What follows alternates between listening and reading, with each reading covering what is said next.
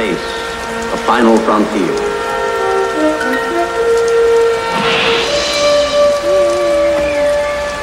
These are the voyages of the starship Enterprise.